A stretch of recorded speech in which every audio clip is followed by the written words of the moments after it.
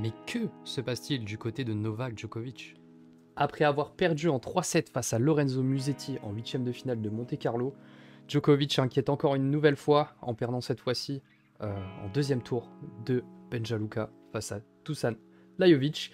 Décidément, cette saison terre battue ne réussit vraiment pas à Djokovic, en tout cas à ses débuts. Car ce n'est pas la première fois, on est habitué, rien que l'exemple de la saison passée avec cette défaite au premier tour face à Davidovic Fokina qui est le futur finaliste de cette édition.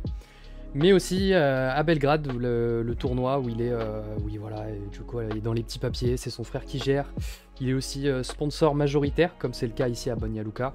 Et il s'était imposé face à Khachanov, Djere et Kecmanovic, mais en perdant un set avant de perdre face à Rublev en finale. Antoine, je te laisse un peu faire cette historique qui est très compliquée pour Djokovic sur ses débuts de saison terre battue. Ouais, effectivement, c'est pas la première fois que Djokovic a du mal. On s'en souvient, en 2021, il perd contre Dan Evans en huitième de finale de Monte-Carlo. Il perd aussi Karatsev en demi-finale de Belgrade la même année. 2020, évidemment, année Covid, mais en 2019, il perd en quart de finale face à Daniil Medvedev à Monte-Carlo. En 2018, toujours à Monte-Carlo, il perd en huitième face à Dominic Thiem. En 2017, en quart de finale face à Goffin. En 2016, au premier tour de Monte-Carlo face à Vesely. Il faut remonter tout simplement à 2015 pour voir un sacre de Novak à Monte-Carlo. C'était face au désormais retraité Tomas Berdych. J'ai envie de te demander, est-ce que c'est vraiment inquiétant pour Djoko? Moi, j'ai envie de répondre que pas forcément, parce que, comme tu l'as dit, avec tes stats, avec tes chiffres, avec les défaites que tu as annoncées, c'est assez fréquent sur ces débuts de saison de Djokovic sur terre battue. Je sais pas trop pourquoi. Moi, j'ai l'impression qu'il n'est pas concerné à 100%. C'était assez bizarre son match d'aujourd'hui, avec un Djoko qui est très lent, qui tient pas la balle. Alors que c'est censé être son point fort, quoi, faire craquer à l'échange. Là, il craquait et il faisait plus de fautes que son adversaire qui est Dusan Lajovic. Il est censé avoir beaucoup de marge sur ce genre d'adversaire. Et je sais pas ce qui se passe pour Novak Djokovic à cette période de l'année, mais visiblement, ça lui réussit pas trop. Effectivement. Après, il y a deux choses. La première, c'est que Novak a l'habitude de monter en puissance. Je vais te laisser parler du tournoi de Madrid juste après. J'évoquerai un peu celui de Rome. Et il y a aussi peut-être quelque chose d'autre à rajouter, c'est ce fameux coude qui lui pose problème depuis quelques semaines désormais. Il avait arrêté ses entraînements à Monte-Carlo. Il a arrêté son entraînement lundi et mardi à Banja Luka suite à ce souci-là. Donc peut-être que c'est un problème un peu plus grave que prévu pour Novak. Ouais, c'est peut-être aussi ça. Il veut peut-être pas forcément justement pour les grandes échéances qui vont arriver, notamment Madrid dès la semaine prochaine. Madrid qui est quand même un titre qui lui réussit plutôt bien vu qu'il a été titré 3 fois, donc en 2011, 2016 et 2019. Il fait même 4 demi-finales face à Alcaraz, face à Nadal en 2017, face à Nadal en 2009, face à Nalbandian en 2007 également. Et donc voilà, c'est un tournoi qui lui réussit plutôt bien historiquement, même si voilà, on est loin des l'Open d'Australie, des US Open qui gagnent à chaque fois. Et ça sera sa 13e participation et il sera surveillé. Je pense que ça sera un bon indice pour surveiller Djoko sur ce tournoi. Effectivement, ce sera un bon indice, mais je pense que le vrai indice, il arrivera à Rome, puisque c'est un tournoi où Novak excelle depuis très longtemps. En tout, il a quand même 64 victoires pour 10 défaites seulement à Rome. Il a été titré là-bas en 2022, en 2020, en 2015, en 2014, 2011 et 2008. Et il a aussi 6 finales perdues, dont 4 contre Rafa en 2021, 2019, 2012 et 2009. Une face à Zverev en 2017 et une face à Murray en 2016.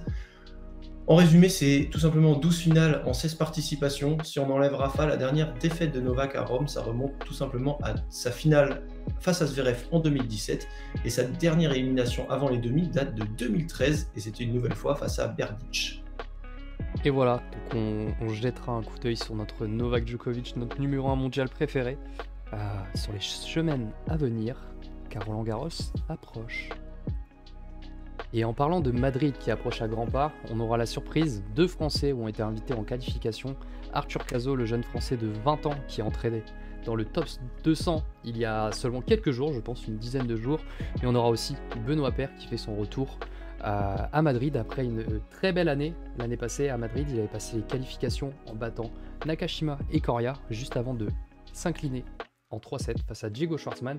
Je vous laisse juste une petite vidéo pour le kiff, pour vous montrer le bordel que c'était avec Benoît à Madrid. Voilà ce que ça donne.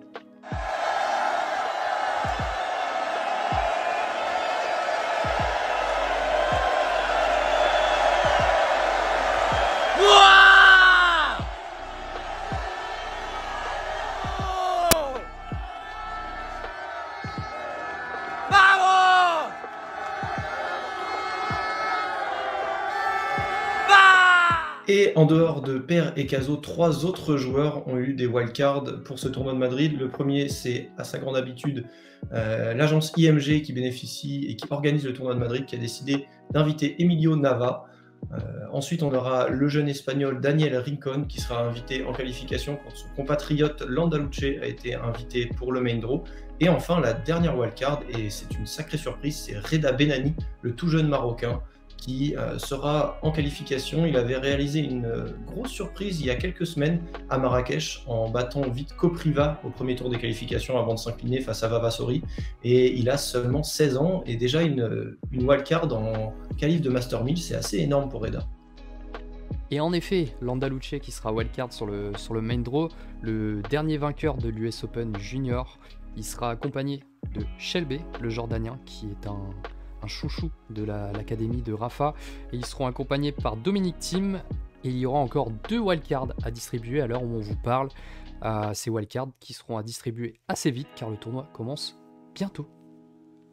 Et oui, effectivement, eh ben, les gars, ce qui va nous rester à faire, c'est vous dire à lundi, avec le début des qualifications à Madrid. Et n'hésitez pas à nous dire en commentaire qui vous voyez remporter ce tournoi. Est-ce que ce sera Djokovic? Est-ce que ce sera Alcaraz? Est-ce que ce sera une grande surprise? En tout cas, Rafa ne sera pas là, on le sait. Et le tableau sera ouvert.